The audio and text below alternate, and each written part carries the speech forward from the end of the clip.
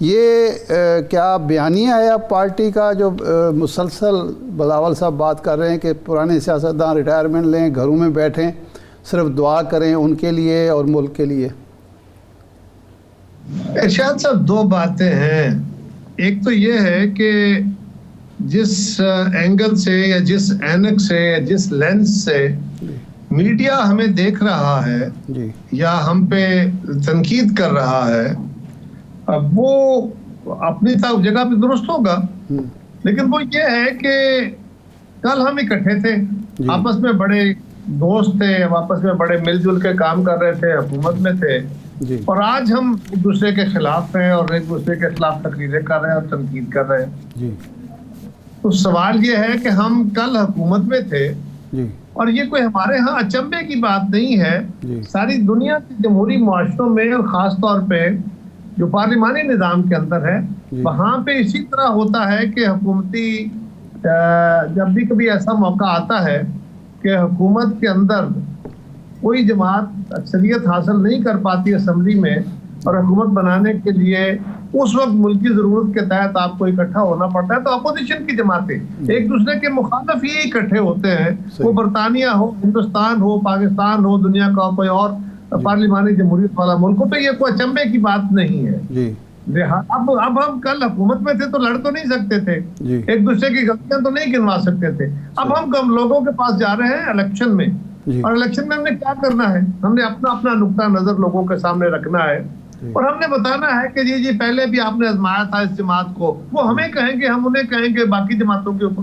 तो मैं बेहतर सर्विस कर सकता हूँ, मेरा बेहतर ट्रैक रिकॉर्ड है, ये बंदा तो अब इस मामले को समझता नहीं है, वो कहेंगे ये नौजवान है, इनको नहीं पता, हम कहेंगे ये बुजुर्ग। तो ये एक तरीका कार है गुफ्तगू का और ये कोई नया नहीं है, इससे पहले भी ऐसे ही था।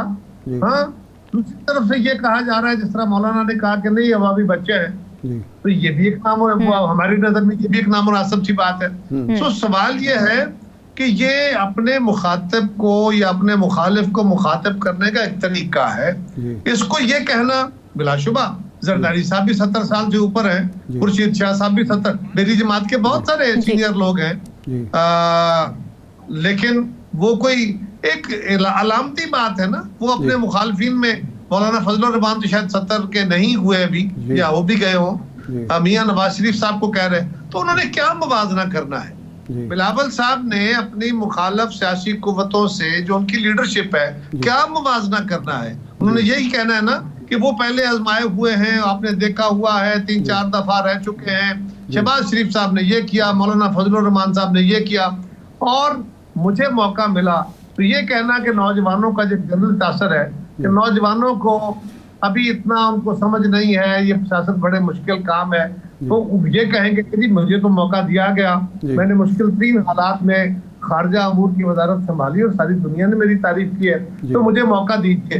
तो ये एक अपने पब्लिक को एड्रेस करने का तरीका है। मियाँ साहब एक और बात करेंगे, मौलाना बिलावल साहब अपना एक नुक्ता नजर दे रहे हैं लोगों को एक्सेप्ट हुआ तो बिस्मिल्लाह, ना हुआ नहीं। ये ठीक है, आप ये फरमा रहे हैं कि ये एक पॉलिटिकल रेटरिक है और इसको ज़्यादा संजीदा लेने की ज़रूरत नहीं है, लेकिन चूँकि हुकूमत जब आपकी तश्कील पाई, मखलूत हुकूमत, और 16 माह आप चलते रहे, तो उस वक्त ये तासुर दिया गया मियाँ शहबाज शरीफ साहब की तरफ से भी और जरदारी साहब की तरफ से भी, फजलुर रहमान साहब की, कि हमने माजियों से सबक सीखा है, हम अब मिलजुल कर चलेंगे, एक मुफाहमत के साथ चलेंगे, क्योंकि मुल्क के मसाइल जो हैं वो कोई एक पार्टी अकेले जो उसको हल नहीं कर सकती, तो ये मिलजुल कर चलने का ये तरीका है। देखिए इरशाद साहब, एक चीज को आप अप्रिशिएट कीजिए, आप एक साफी के तौर पे देख रहे हैं जी, एक पॉलिटिशियन की तरफ से देखिए ना चीजों को। वो क्या है, कल हम हुकूमत में थे, इत्तेहाद में थे, हम मिलजुल के चल रहे थे जी। हमारा सबक क्या है कि एक गिवन सर्कमस्टांसेस के अंदर आपने काम करना है, उसके कुछ असूल हैं जी। हमने ये भी तय किया है और किया हुआ है और हमारा लर्न लेसन है, हुकूमत में बैठे हुए तो आप मिलके चलते ही हैं जी। अगर हुकूमत में नहीं भी होंगे तो फिर भी हमने बिटवीन द लाइंस, जो तयशुदा लाइंस हैं, उनके अंदर रहना है, मादी की तरह बातें नहीं करनी। लेकिन इलेक्शन के अंदर तो आपने एक दूसरे को क्रिटिसाइज करना है ना जी, आपने उसकी पॉलिसियों को, उसकी फेलियर्स को, ठीक है ना, आप अपने मुखालिफ की खूबियां तो नहीं बयान करते ना। जी सही। आप अपने मुखालिफ की कमजोरियां ही बयान करते हैं जी। लेकिन कायरा साहब ये होता है ना। ये तो नहीं कहेंगे कि हम अपने मुखालिफ की खूबियां बयान बिल्कुल कोई खूबियां बयान ना तो करें। मैं ये इतना अर्ज कर रहा हूँ, छोटी सी कितनी अर्ज कर रहा हूँ कि हम कल भी अब असूलों के तहत ही थे, अब भी आज के तहत हम अपोजिशन में है, एक दूसरे की इलेक्शन में है। कल अगर फर्ज करें फिर ऐसे हालात बन जाते हैं तो फिर हमें इकट्ठा होना पड़ा तो अमर माने नहीं होगा। लेकिन अगर इकट्ठे न भी हुए तो मैं आपको यकीन दिलाता हूं कि हम अब गिवन लाइन से बियॉन्ड नहीं जाएंगे।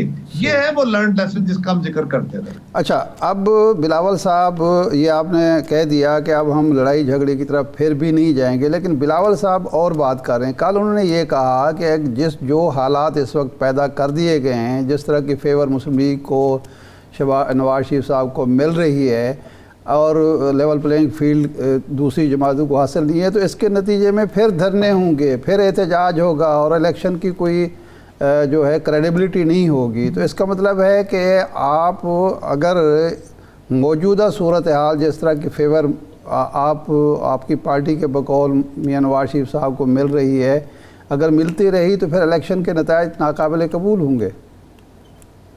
इरशाद साहब, एक तो ये है कि मेरी जमात क्या कह रही है मौजूदा हालात में, किसको फेवर कर रही है, किसको फेवर नहीं मिल रही रियासत की तरफ से। ये सिर्फ क्या मेरी जमात का मौक़िफ़ है या कुछ और जमातें भी कह रही हैं जी, और सिर्फ सियासी जमातें कह रही हैं या मीडिया का भी एक बड़ा हिस्सा यही ऑब्जर्वेशन दे रहा है जी। आप भी सोशल मीडिया में भी और फॉर्मल मीडिया में भी, आपके प्रोग्राम्स के अंदर भी यही बात की जाती है कि उनको लंदन से लेके यहाँ तक और अब जो रियासती अमल जो है वो उनको एक सपोर्टिव किरदार अदा कर रहा है। ये कोई हमारा ऑब्जर्वेशन अलग से तो नहीं है। सही, ऐसा तो नहीं है कि मीडिया कह रहा है कि नहीं नहीं नहीं बिल्कुल लेवल प्लेइंग फील्ड है और बिलावल साहब कह रहे नहीं है। आप भी वही कह रहे हैं, हम भी वही कह रहे हैं। हम पे सवाल करने का आपको हक है, लेकिन मैं आप पे सवाल कर लेता हूँ कि मीडिया के वो लोग जो कह रहे हैं कि मियां साहब को फेवर किया जा रहा है, वो किस बुनियाद पे कह रहे हैं? उनके पास कोई हकायक है। सो अब सवाल ये है कि हम कह रहे हैं कि जनाब इस मुल्क में लेवल प्लेइंग फील्ड नहीं था तो माजी में धरने हुए। एक और मुतनाज़ा इलेक्शन मुल्क की खिदमत नहीं होगा। अगर यही बात हुई, हमने ये तो नहीं कहा ना कि हम नहीं मानेंगे, हमने ये तो नहीं कहा कि हम धरना दे देंगे। हमने तो तब भी कहा जब हम मुश्किल तरीन हालात में थे, जब हमारा कत्लेआम हुआ एक तरह का सियासी तौर पे, उस वक्त भी हमने एहतजाज किया, लेकिन एहतजाज के साथ असेंबलियों में बैठे। हमने असेंबलियों के रास्ते तो नहीं रोके, हमने निजाम के रास्ते तो नहीं रोके।